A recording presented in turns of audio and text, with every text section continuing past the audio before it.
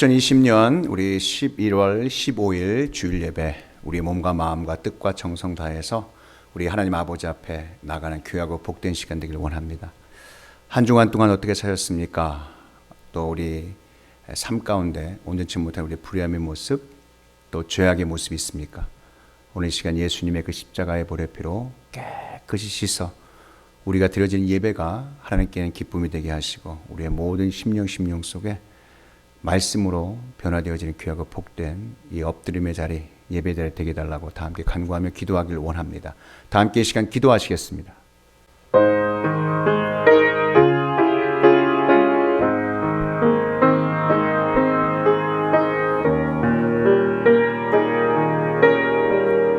오라 우리가 여호와께 노래하며 우리의 구원의 반석을 향하여 즐거이 외치자. 아멘. 하나님 아버지, 한 주간 동안도 우리의 생사화복을 주관해 주시고 또 오늘 이렇게 예배자의 자리로 나온 성도님들, 또 각 처소에서 또 이 방송을 통하여 드려지는 모든 우리 성도님들의 그 예배의 모든 상황 속에 이 시간 함께 하시고 임재하여 주시기를 원합니다. 하나님, 우리의 몸과 마음과 뜻과 모든 정성 다해 주 앞에 나아가길 원합니다. 혹이라도 한 주간 동안 우리의 삶 속에 온전치 못한 불의함과 죄악의 모습이 있습니까? 오늘 이 시간 만일 우리가 우리 죄를 자백하면 그는 미쁘시고 의로우사 우리 죄를 사하시며 우리를 모든 불의에서 깨끗하게 하실 것이란 이 말씀 붙들고 주 앞에 나왔사오니 주여, 우리의 불의함과 눈침보다 모든 죄악의 모습은 십자가의 보혈의 피로 깨끗게 하시고 오늘 이 드려지는 이 예배가 우리의 모든 것 대신 하나님 앞에 감사와 찬송과 영광으로 드려지고 올려지는 귀하고 복된 예배 되게 하여 주옵소서. 모든 예배의 시종일관을 주께 의탁하옵고 우리 구주 예수 그리스도의 이름으로 기도하옵나이다. 아멘. 전능하사 천지를 만드신 하나님 아버지를 내가 믿사오며 그 외아들 우리 주 예수 그리스도를 믿사오니 이는 성령으로 잉태하사 동정녀 마리아에게 나시고 본디오 빌라도에게 고난을 받으사 십자가에 못 박혀 죽으시고 장사한 지 사흘 만에 죽은 자 가운데서 다시 살아나시며 하늘에 오르사 전능하신 하나님 우편에 앉아 계시다가 저희로서 산 자와 죽은 자를 심판하러 오시리라.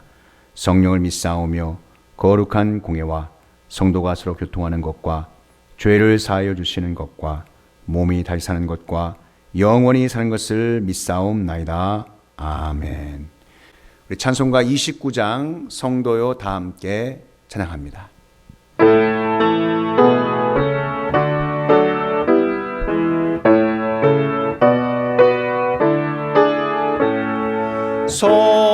성도요 다 함께 할렐루야 아멘. 주 찬양하여라 할렐루야 아멘. 주 보좌 앞에서 택하신 은혜를 다 찬송하여라 할렐루야 아멘. 창세기 11장 1절부터 9절까지 말씀입니다. 온 땅에 언어가 하나요 말이 하나였더라. 이에 그들이 동방으로 옮기다가 시날 평지를 만나 거기 거류하며 서로 말하되 자 벽돌을 만들어 견고히 굽자 하고 이에 벽돌로 돌을 대신하며 역청으로 진흙을 대신하고 또 말하되 자 성읍과 탑을 건설하여 그 탑 꼭대기를 하늘에 닿게 하여 우리 이름을 내고 온 지면에 흩어짐을 면하자 하였더니 여호와께서 사람들이 건설하는 그 성읍과 탑을 보려고 내려오셨더라. 여호와께서 이르시되 이 무리가 한 족속이요 언어도 하나이므로 이같이 시작하였으니 이후로는 그 하고자 하는 일을 막을 수 없으리로다. 자, 우리가 내려가서 거기서 그들의 언어를 혼잡하게 하여 그들이 서로 알아듣지 못하게 하자 하시고, 여호와께서 거기서 그들을 온 지면에 흩으셨으므로 그들이 그 도시를 건설하기를 그쳤더라. 그러므로 그 이름을 바벨이라 하니, 이는 여호와께서 거기서 온 땅의 언어를 혼잡하게 하셨음이니라. 여호와께서 거기서 그들을 온 지면에 흩으셨더라. 사도행전 2장 1절부터 4절까지 말씀입니다.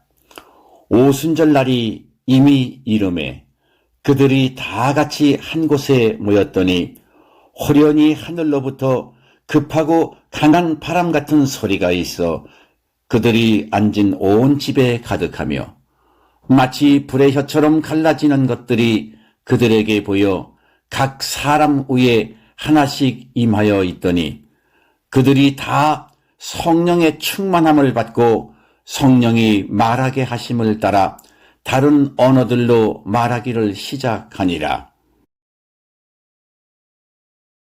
하나님의 인도하심에 온전한 회복의 언어가 있다. 하나님의 인도하심에 온전한 회복의 언어가 있다.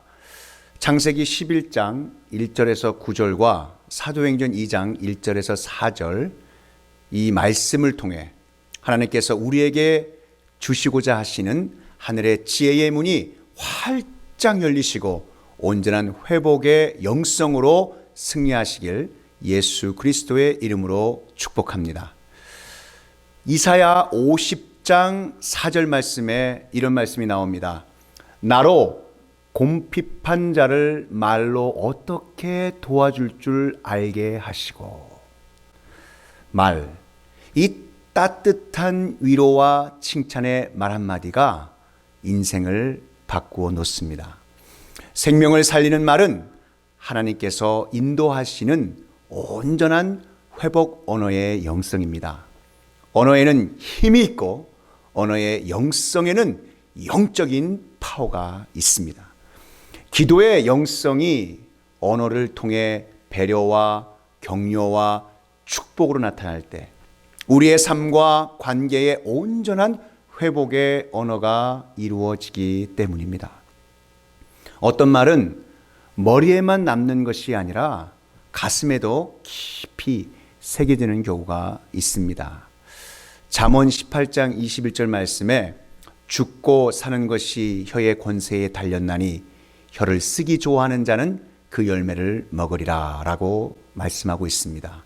이처럼 우리들이 쓰는 말의 언어에 따라 행복해지기도 하고 때로는 불행해지기도 합니다. 촌철살인이라는 말이 있습니다. 이 말의 뜻은 한치의 쇠붙이로도 사람을 죽일 수 있다라는 말입니다. 간단한 말로도 이 사람의 약점을 찔러 죽일 수도 있다는 뜻입니다. 만일 사람을 이렇게 죽일 수도 있다면 살릴 수도 있는 말이 있지 않겠습니까? 이 말을 이렇게 한번 적용해 보았습니다. 촌철활인, 이렇게 부를 수도 있을 것입니다. 살리는 말이라 하여 이것을 언어 영성의 회복이라고도 할 수 있을 겁니다. 세상에서 가장 먼 거리를 머리와 가슴 사이라고 합니다. 흔히 알고 있는 많은 것들이 실제로 느껴지고 그렇게 행해지지 못하기 때문이죠. 이에 반해 세상에서 가장 가까운 거리가 있다면 그것은 머리와 입의 거리일 것입니다. 마음에 있는 것들이 언어로 말로 표현되기 때문입니다. 성경은 이것을 언어의 영성이라고 말씀하고 계십니다. 우리의 말과 영적인 삶의 관계를 말씀하시면서 혀에 대해서 또 말에 대해서 언어에 대해서 무수히 강조하고 있습니다. 그러므로 우리는 성령 충만하여 성령의 9가지 열매인 사랑과 희락과 화평과 오래 참음과 자비와 양성과 충성과 온유와 절제의 진정한 이 영성이 우리 언어 가운데 표현되고 열매 맺는 놀라운 복이 임하시기를 축복합니다. 노아 홍수 이후 온 세상의 언어는 하나였습니다. 안녕하세요. 배가 고픕니다. 저 좀 도와주세요. 많이 피곤하군요. 이 얼마나 여러 말들이 있습니까? 지구 이쪽에서 저쪽에서 온 사람이라 할지라도 이 같은 말을 하면 다 이해가 되었으니 참 평온하고 안돈한 그런 세상 아니었겠습니까? 그런데 말이 통하는 사람들이 어느 하루는 모여서 이야기를 하기 시작합니다. 야! 우리가 벽돌과 역청으로 성읍과 탑을 만들고 탑 꼭대기를 하늘에 닿도록 우리의 이름을 내고 온 지면에 우리가 흩어짐을 면하자. 하나님께서 이들의 모습을 보시고 그 마음이 어떠하셨을까요? 하나님께서는 교만한 이들의 언어를 혼잡하게 하여 그들이 서로 알아듣지 못하게 하시고 그들을 온 지면에 흩으셨습니다. 오늘 먼저 구약 본문 창세기 11장 1절에서 9절은 하나님의 뜻인 하나님이 그들에게 복을 주시며 하나님이 그들에게 이르시되 생육하고 번성하여 땅에 충만하라. 땅을 정복하라. 바다의 물고기와 하늘의 새와 땅에 움직이는 모든 생물을 다스리라 하시니 창세기 1장 28절에 하나님의 축복을 저버리고 자신들을 드러내는 탑을 쌓다가 하나님의 강권적인 개입과 징벌로 좌절되고 말았던 바벨탑 사건 이야기입니다. 이것은 신본주의와 인본주의의 정면 충돌과 그 결과를 상징적으로 보여준 결정적인 사건이었습니다. 결국 인간의 언어가 오늘날 이처럼 언어가 혼잡하게 된 것은 하늘의 축복으로 채우시려는 하나님의 뜻을 저버린 인간의 불순종과 교만의 죄에 대한 하나님의 징계의 결과였던 것입니다. 이러한 언어의 혼란은 의사소통의 장애를 가져와 사람들을 고통스럽게 했고 심지어는 이웃과 이웃, 민족과 민족, 국가와 국가 사이에 분쟁을 가져오게 했습니다. 그러나 우리는 언어의 나뉨과 그로 인한 혼란이 죄의 결과라는 사실에서 역설적으로 죄의 문제가 해결되면 나뉘었던 언어도 단일 언어로 회복될 것이라는 소망을 가질 수 있습니다. 이는 인류의 죄를 담당하신 예수 그리스도께서 부활 승천하심으로 말미암아 촉발된 오순절 성령 강림 사건이 있었기 때문입니다. 주님께서 하늘에 오르시기 전에 제자들에게 약속하신 성령을 예루살렘에서 기다리고 있으라고 명령하셨습니다. 사도행전 1장 4절 말씀에 여자들과 예수의 어머니 마리아와 예수의 아우들과 더불어 마음을 같이하여 오로지 기도에 힘쓰더라. 제자들과 마리아와 120명의 사람들은 함께 모여 마음을 같이하여 오로지 기도에 힘썼습니다. 오순절 날이 되어 다 같이 한 곳에 모였을 때 하늘로부터 급하고 강한 바람 같은 소리가 온 집에 가득하고 불의 혀 같은 것들이 그들의 머리 위에 보이고 성령 충만함을 받고 다른 언어로 말하기 시작했습니다.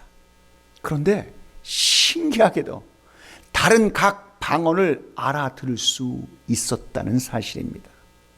오순절은 6월절 후 첫 안식일 다음 날로부터 50일째 되는 날로서 이스라엘이 가나안 땅에서 처음 열매를 거둬들인 것을 기념하는 감사절기입니다. 오순절은 이스라엘 백성들에게 가나안 땅에서 하나님 백성으로서의 새로운 삶을 의미했습니다. 그러한 의미에서 이 오순절 날에 성령께서 강림하신 것은 매우 온전하시고 놀라우신 회복의 상징적인 의미를 지닌다고 할 수 있습니다. 즉 오순절 성령 강림 사건은 성도들이 예수 그리스도 안에서 주님께서 보내주신 성령을 통해 새로운 삶을 시작하게 될 것을 시사해 주는 것이라고 말할 수 있습니다. 예수 그리스도 안에 있는 하나님의 사람들은 성령으로 말미암아 애굽의 종살이로 예표되고 있는 죄 아래 있던 옛사람은 죽고 새 사람으로 거듭나 예수 그리스도께서 주시는 영적 자유와 풍요로움을 누리게 되는 것입니다. 이 바벨탑 사건 이후 분열되었던 세상 모든 사람들이 예수 그리스도 안에서 성령으로 하나 되어 온전히 회복될 것임을 말해주고 있습니다. 여러분, 그렇습니다. 인류의 범죄로 말미암아 혼잡하게 된 언어는 장차 하나님의 나라가 도래하고 예수 그리스도의 보혈의 공로를 힘입어 죄의 문제를 해결받은 하나님의 자녀들이 하나님 앞에서 영광스러운 하나님과 어린 양 되신 예수 그리스도를 찬양하는 것입니다. 이날은 온전한 회복의 하나 되는 언어를 이룸으로써 구원받은 하나님의 자녀들이 즐거이 소통하고 교제하며 구원의 기쁨을 나누게 될 것입니다. 계시록 7장 9절 10절 말씀에 이 일 후에 내가 보니 각 나라와 족속과 백성과 방언에서 아무도 능히 셀 수 없는 큰 무리가 나와 흰옷을 입고 손에 종려가지를 들고 보좌 앞과 어린 양 앞에 서서 큰 소리로 외쳐 이르되 구원하심이 보좌에 앉으신 우리 하나님과 어린 양에게 있도다. 아멘. 그럼 본문에서 이 말씀에 비추어 구약의 바벨탑 사건과 신약의 오순절 성령 강림 사건에 하나님의 인도하심이 주는 영적 교훈은 무엇일까요? 그 첫 번째, 예수 그리스도를 주로 믿는 성령 충만한 하나님의 자녀들은 오직 불과 같은 그리스도의 보혈로만 하나가 될 수 있으며 언어 영성 회복의 은혜를 누릴 수 있습니다. 예수 그리스도께서 십자가의 보혈로서 그들 사이에 막힌 담을 허심으로 둘을 하나로 만드셨습니다. 이와 같이 예수 그리스도의 십자가의 보혈만이 우리를 하나로 만드시고 주님의 몸된 교회를 세울 수 있게 하십니다. 에베소서 2장 13절 14절 이제는 전에 멀리 있던 너희가 그리스도 예수 안에서 그리스도의 피로 가까워졌느니라. 그는 우리의 화평이신지라. 둘로 하나를 만드사 원수된 것 곧 중간에 막힌 담을 자기 육체로 하시고. 그러므로 성도들이 하나가 되어 아름다운 하나님의 교회를 세워가고 그의 나라를 확장시키고자 한다면 모든 성도들이 예수 그리스도의 구속의 보배로운 피와 십자가의 그 뜨거운 사랑 안에 거하는 하나님의 탐없는 은혜와 축복의 인도하심 가운데서만이 오직 가능할 수 있다는 사실입니다. 에베소서 4장 16절 말씀에 그에게서 온 몸이 각 마디를 통하여 도움을 받음으로 연결되고 결합되어 각 지체의 분량대로 역사하여 그 몸을 자라게 하며 사랑 안에서 스스로 세우느니라. 아멘. 하나님께서는 바벨탑 사건으로 인한 인간의 교만함과 언어 분열에 혼잡함으로 잃어버린 언어 영성을 오순절 성령 강림으로 하나 되게 인도해 주셨습니다. 그리고 만방의 백성들이 알아들을 수 있는 언어 영성 회복, 각 나라의 방언의 은사 축복을 누리는 온전한 역사를 이루어 주셨습니다. 바벨탑을 쌓은 그 당시 사람들의 목적은 사실 진정한 소통을 위함이 아니라 자기의 이름을 날리고 능력을 과시하여 감히 하나님과 같이 높아지고자 하는 교만함이었습니다. 나를 드러내고 자신만을 강요할 때 꽉 막힌 생각, 즉 불통이 되어버립니다. 잠언 15장 18절, 교만은 패망의 선봉이요 거만한 마음은 넘어짐의 앞잡이니라 말씀하십니다. 그러나 겸손히 주님을 인정하고 나를 내려놓을 때 하나님께서는 온전히 우리를 높여주시고 회복시켜 주십니다. 베드로전서 5장 6절 말씀하십니다. 그러므로 하나님의 능하신 손 아래에서 겸손하라. 때가 되면 너희를 높이시리라. 바벨탑을 쌓기 시작한 것은 하나님의 뜻과 관계없이 오직 인간들만의 뜻과 의논의 결과였습니다. 하나님의 축복의 말씀인 생육하고 번성하여 땅에 충만하라는 이 하나님의 축복과 뜻에 역행하여 자신들을 높이며 온 지면에 흩어지지 않으려는 의도였습니다. 이는 당시 인간들이 더 이상 하나님의 축복의 인도하심과 다스리심을 받기를 거부하고 자신들이 하나님의 보좌를 차지하려고 한 교만한 모습이었습니다.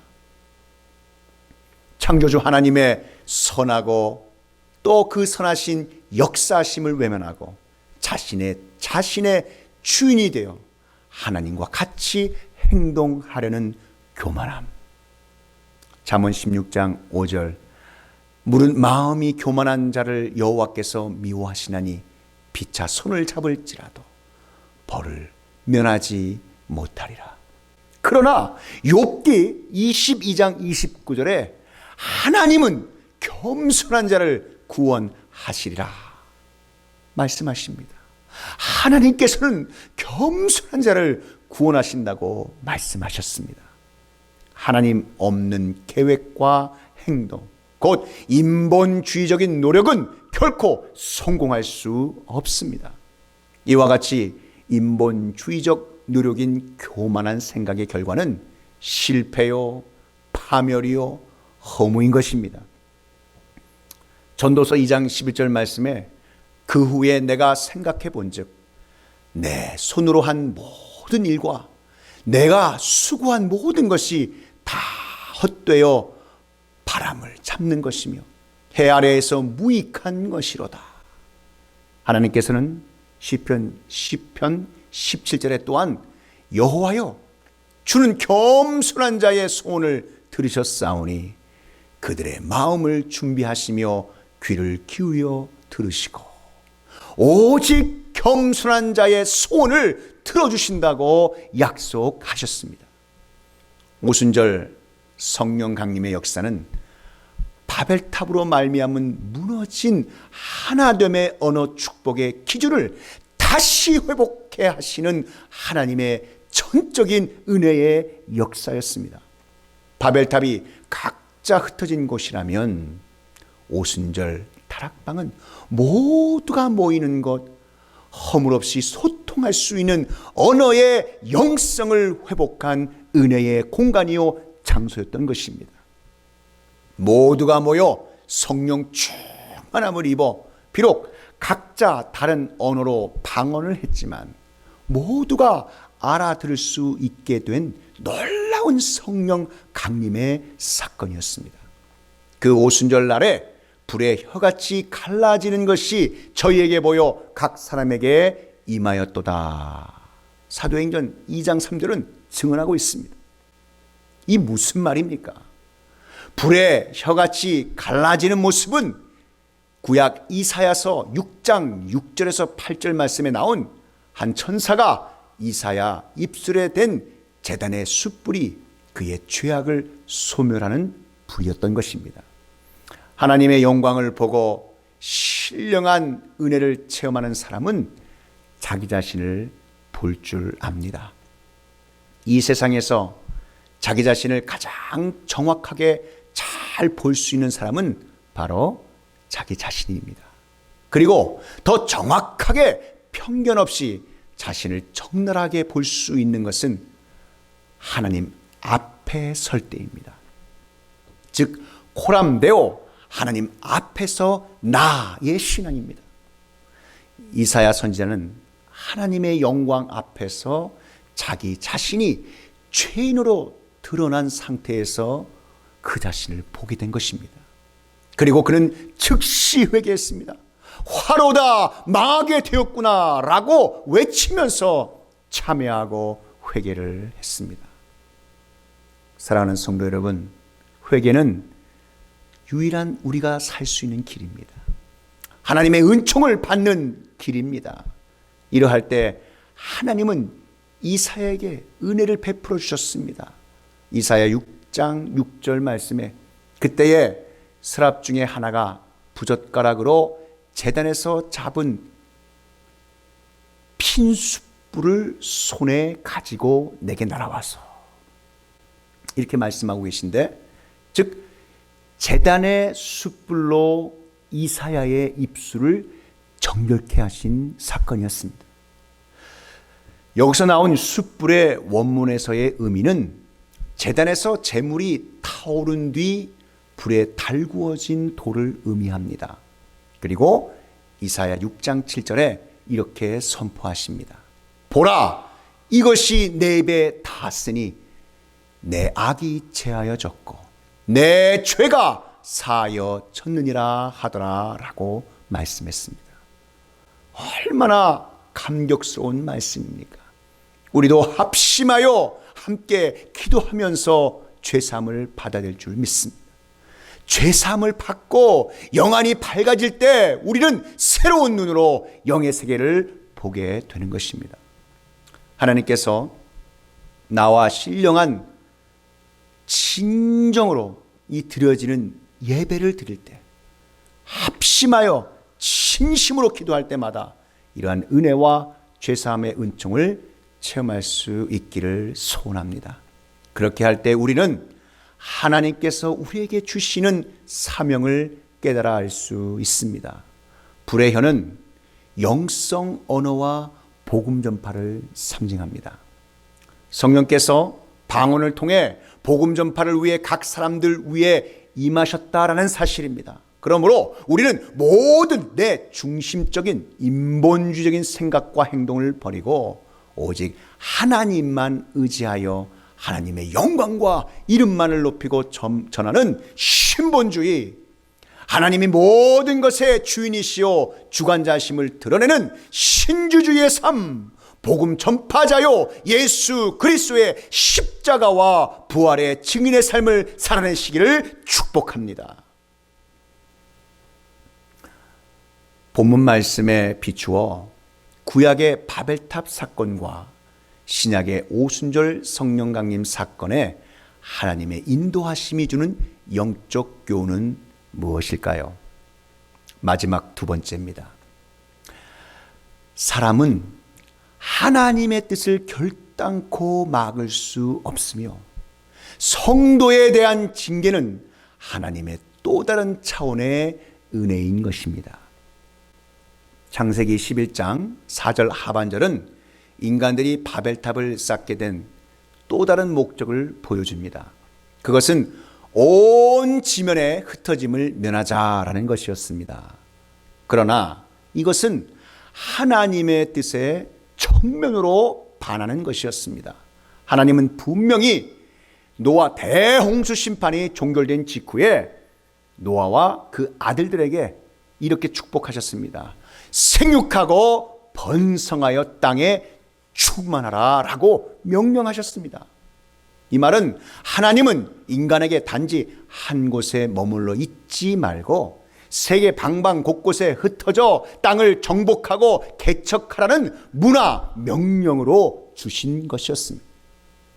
이러한 명령은 하나님께서 인간 창조 직후에도 주신 바 있는 것입니다. 따라서 하나님의 축복을 받은 자녀들은 그 말씀대로 하나님께서 허락하여 주신 곳과 그 삶을 통하여 어찌하든지 온 땅으로 흩어져 하나님께서 제공해 주신 축복을 선용하여 이 세상을 생명으로 약동하게 하고, 그러함으로써 인간과 세상을 창조하신 하나님의 영광을 온 땅에 충만케 함으로 하나님께서 인간을 창조한 목적에 부합한 삶을 사시는 저와 여러분 되시기를 축복합니다. 근데 안타깝게도 당시 인간들은 이러한 하나님의 기대를 저버리고 자신들의 평안함과 만족만을 추구하며 하나님의 이름 대신 자기 자신들의 이름을 드높이고, 동시에 하나님의 인도하심에서 벗어나고자 바벨탑을 쌓기 시작한 것이었습니다. 한마디로 당시 인간들은 하나님의 뜻에 정면으로 역행하며 하나님의 원하신 뜻을 자신들의 노력으로 막고자 한 것입니다. 이사야 43장 13절 말씀에 과연 태초로부터 나는 그이니 내 손에서 건질 자가 없도다. 내가 행하리니 누가 막으리요. 여기서 보듯이 하나님의 뜻을 막으려는 그 어떠한 인간적인 시도도 실패할 수밖에 없습니다. 그리고 그러한 인간적인 노력은 예수 그리스도를 죽임으로 하나님의 구속 사역을 방해하려 했던 어둠의 권세의 노력이 실패하고 도리어 하나님의 구속 사역의 성취의 계기가 된 것처럼 하나님의 섭리로 말미암아 결국 하나님의 뜻을 이루는 계기가 될 뿐입니다. 사도행전 11장 17절, 그런즉 하나님이 우리가 주 예수 그리스도를 믿을 때에 주신 것과 같은 선물을 그들에게도 주셨으니 내가 누구이기에 하나님을 능히 막겠느냐 하더라. 그러므로 언어의 혼잡은 1차적으로 볼 때는 하나님의 징계가 분명하지만 궁극적인 면에서 볼 때는 인류를 멸망에서 구원하신 하나님의 은혜인 것입니다. 더욱이 언어의 혼잡은 인류로 하여금 생육하고 번성하여 땅에 충만케 하심으로 복된 삶을 살게 하시려는 하나님의 뜻을 온전히 이루시기 위한 하나님의 인도하심이었던 것이었습니다. 이렇게 볼 때 하나님 사랑의 방법은 너무나도 완벽하시고 온전하시다는 것을 분명히 우리는 알 수 있습니다. 또한 중한 죄에 빠진 하나님의 자녀들에 대한 하나님의 징계는 비록 일시적으로 고통을 가져다 준다 할지라도 궁극적으로는 생명과 축복을 누리게 한다는 것이 하나님의 은혜의 또한 다른 일면일 것입니다. 하나님께서 하나님의 자녀들을 훈육하며 징계하시는 것은 그들을 사랑하시기 때문입니다.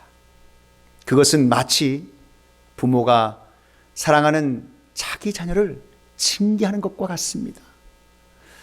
잠언 3장 12절 말씀에 대저 여호와께서 그 사랑하시는 자를 징계하시기를 마치 아비가 그 기뻐하는 아들을 징계함과 같이 하시느니라.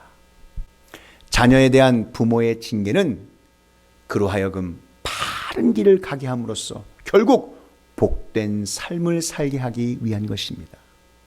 하나님의 자녀들에 대한 하나님의 징계 또한 하나님 사랑의 온전한 회복을 위한 인도하심입니다. 하나님 자녀의 불의함에 대한 징계는 또 다른 축복의 방편이요 도구인 것입니다. 그러므로 우리는 징계를 당할 때 하나님을 원망하기보다 그 징계의 이면에 있는 하나님의 사랑을 발견하고 하나님의 징계를 통한 자신의 잘못을 깨닫고 십자가 보혈의 능력에 의지하여 회개하는 기회로 삼으시는 저와 여러분 되시기를 축복합니다. 그래서 죄에서 자유하고 하나님께서 주시는 온전하신 회복의 능력을 누리시는 하나님의 자녀가 되시기를 축복합니다.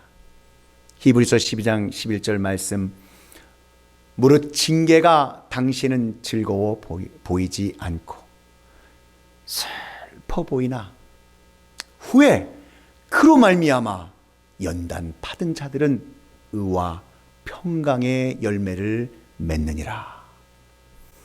구약의 바벨탑 사건과 신약의 오순절 성령 강림 사건, 이 두 본문 말씀을 통해 하나님의 인도하심에 주는 영적 교훈은 그리스도를 주로 믿는 성령 충만한 하나님의 자녀들은 그리스도의 보혈로만이 하나가 될 수 있다는 사실이며, 언어 영성 회복의 은혜를 또한 누릴 수 있다는 사실입니다. 사람들은 하나님의 선하신 뜻과 인도하심을 결단코 막을 수 없습니다.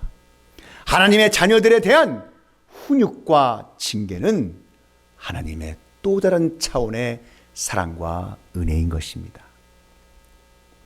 오순절은 6월절을 기준으로 한 원력에 의하여 지은 첫 농사의 첫 열매를 하나님께 먼저 드리는 절기의 날입니다. 성령 충만함으로 첫 번째로 변화되는 우리의 신앙의 모습은 바로 언어 영성의 회복, 우리의 혀의 말, 우리의 언어의 변화입니다. 내 중심적인 인본주의의 이기적인 언어, 우리의 이름을 내고에서 하나님 중심인 신본주의의 언어, 성령이 말하게 하심을 따라 방언하여 이 언어 영성 회복을 통한 복음 증거자의 축복의 삶을 누리시는 귀하고 복된 하나님의 자녀 되시기를 우리 구주 예수 그리스도의 이름으로 축원합니다. 기도하겠습니다. 하나님 아버지 감사합니다.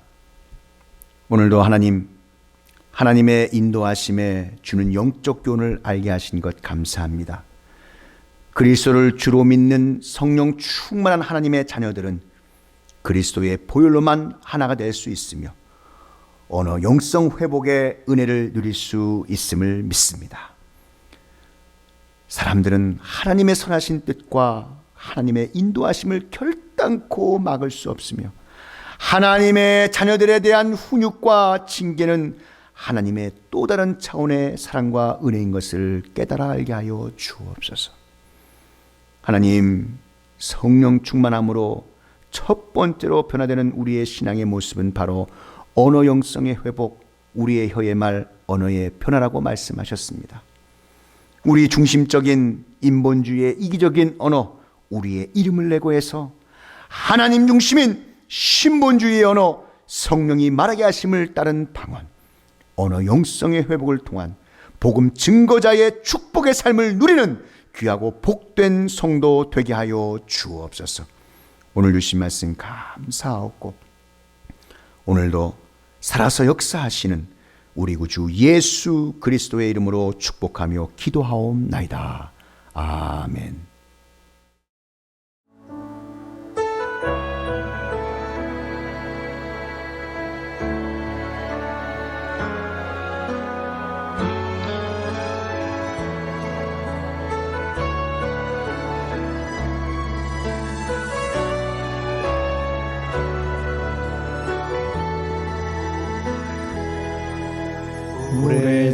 오래전부터 날 누르는 내 안에 깊은 절망,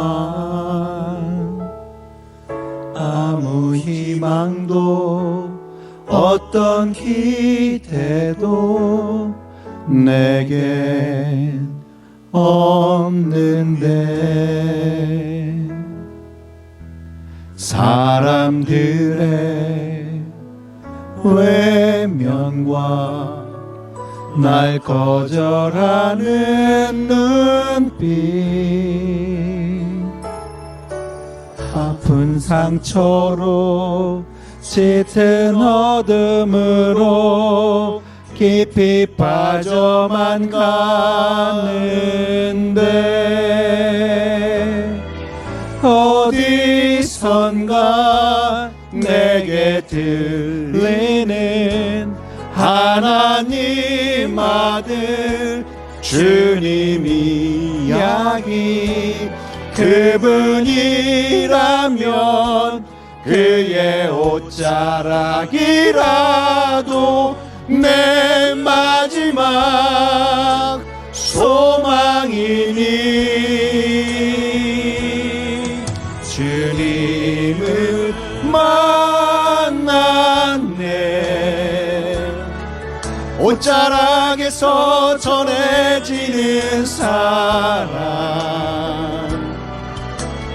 내게 임한 주님의 능력, 날 누르는 아픔의 근원을 고치셨네. 날 바라보시네.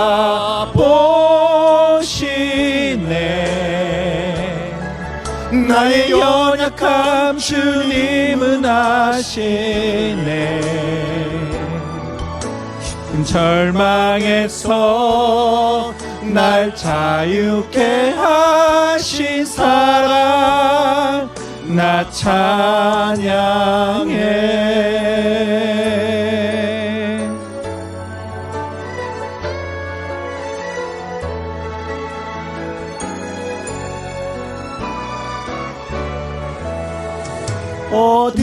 어디선가 내게 들리는 하나님 아들 주님 이야기, 그분이라면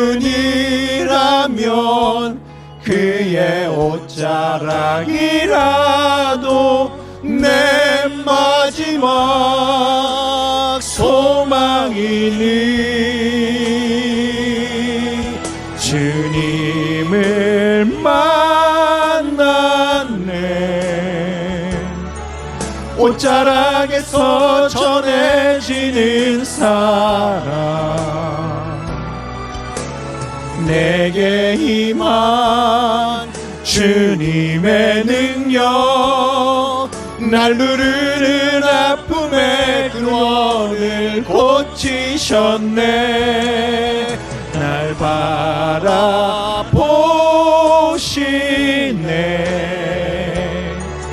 나의 연약함 주님은 아시네.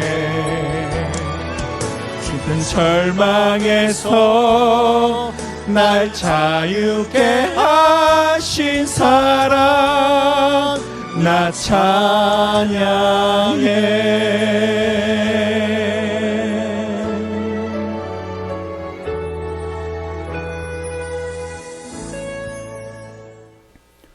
보온기도 올리겠습니다.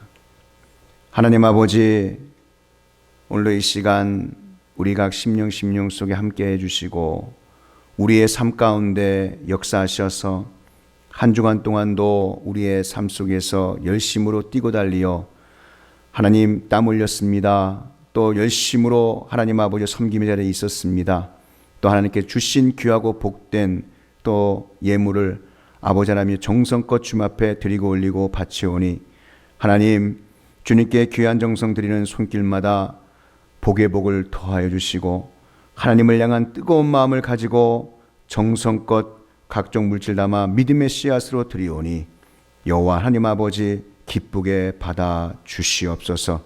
우리들의 삶이, 우리들의 손길이 언제나 주님께 쓰임받길 원합니다. 이 물질이 쓰이는 곳곳마다 하나님 나라의 영광이 드러나게 하시고 오직 하나님의 기쁨이 되는 귀하고 복된 예물 되게 하여 주옵소서. 더욱더 풍성히 우리가 정성껏 드릴 수 있도록 우리의 모든 재정에 기름을 부어주셔서 흘러넘치게 하여 주시고, 우리가 드린 것들에 대하여 이 세상에서 100배로 내세에서 영생으로 갚아주실 주님의 약속을 믿고 의지하오며 우리 주님 예수 그리스도의 이름으로 축복하며 기도하옵나이다. 아멘. 2020년 11월 15일 주일 새생명 소식입니다. 주님의 이름으로 문안드립니다. 다음 주일 11월 22일 주일은 추수감사절 예배로 드립니다. 한 해 동안 지금까지 우리를 하나님의 사랑으로 인도해 주심에 감사하시는 복된 한 주간 되시기를 바랍니다. 추수감사 예배는 코비드-19으로 인해 연합예배로 드리지 않고 종전대로 KM과 EM 주일 예배 체제로 드립니다. 추수감사 주일 예배 때 성찬식과 세례식이 있을 예정입니다. 매주 수요일 오후 7시 30분에 수요 기도회를 엽니다. 코비드-19 사태라는 어려움이 지속되는 가운데 특별히 교회와 가정 그리고 이웃과 나라를 위해서 함께 기도하길 원합니다. 방역을 위해서 마스크를 착용해 주시기를 바라며 수요 기도회에 티모티 원 목사님과 데니얼 강 목사님께서 함께 협력해 주십니다. 귀한 은혜의 시간이 되시기를 바랍니다. 오전 11시 한옥권 예배에 원상준 목사님께서 통역 서비스를 협력해 주고 계십니다. 교육부 주일학교에서는 IBS 프로그램 제3탄 크리스마스 준비를 위한 교육부 교사 유스 모임이 오늘 한옥권 예배 후에 본당에서 있습니다. 계속적으로 복음의 사각지대에 놓여있는 어린 심령들에게 IBS 프로그램이 어린이 선교에 복음의 영향력을 끼칠 수 있도록 기도해 주시고 협력해 주시기를 부탁드립니다. 이번 주간 새가족 성경 공부와 세례를 위한 공부가 화요일과 목요일에 있습니다. 교회에 오실 때에는 반드시 마스크를 착용해 주시고 안내위원의 안내를 따라 주시기를 바랍니다. 특히 성도 간의 사회적 거리두기를 지켜주시고 예배당 안으로 들어오시면 손 세정과 발열 체크업을 하신 후에 마스크를 착용하시고 본당 안으로 들어오시면 됩니다. 예배 시에 조금 불편하시더라도 마스크를 착용해 주시기를 부탁드립니다. 한 주간도 예수 그리스도 안에서 승리하시기를 바랍니다. 다 함께 자리에 일어나셔서 우리 찬송가 197장 은혜가 풍성한 하나님 1절 찬양합니다.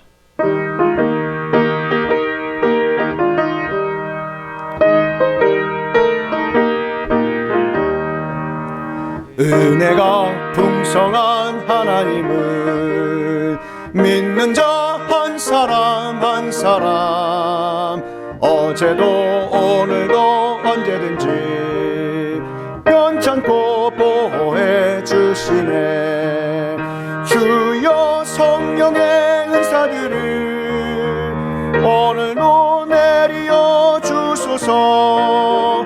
성령의 뜨거운 불길로서 오늘도 충만케 하소서. 아멘. 지금은 우리 구주 예수 그리스도의 구속의 은혜와 만극하신 하나님 아버지의 그 크신 사랑하심과 성령 하나님의 감화 감동 위로교통 충만케 하심이 오늘 주신 말씀 하나님의 인도하심에 온전한 회복의 언어가 있음을 깨달아 알아가는 이 진리의 말씀이 선포되는 곳곳마다 이제로부터 영원히 함께 있을지어다.